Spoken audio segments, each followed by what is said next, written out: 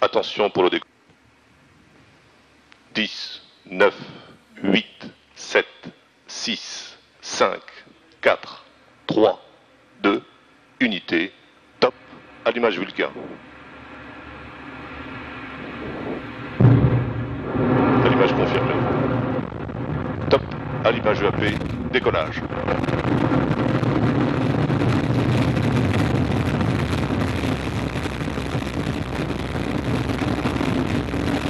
Tous les paramètres à bord sont nominaux.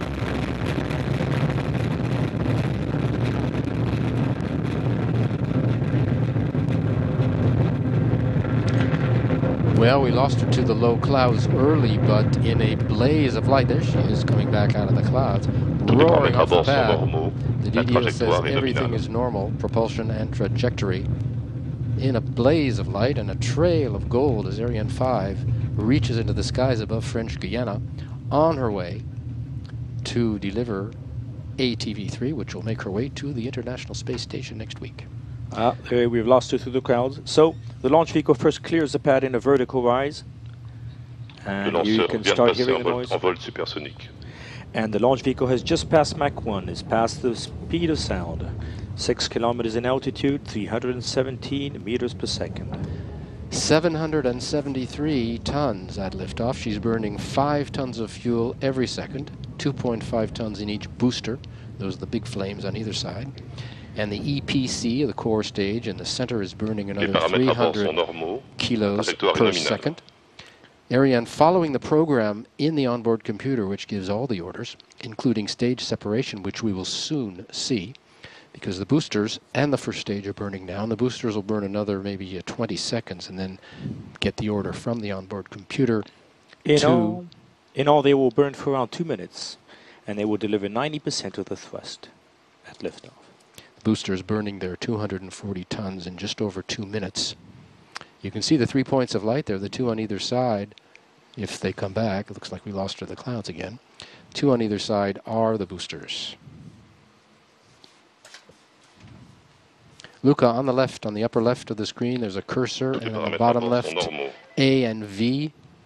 That's right. A, the altitude. We are at 63 kilometers already, 2 minutes and 20 seconds, and we are at 67 kilometers from Earth. Séparation des EAP. And the DDO just called out the successful extinction and separation of the boosters. You see what that looks like? There's one on the other side out of camera range. Dropped right on time and on target. Before the boosters are empty, their push diminishes, and this is what the onboard computer senses, a drop in acceleration, and then it separates them. Separation occurs 1 second after the onboard computer has detected this speed loss. Did you mention the altitude and the speed?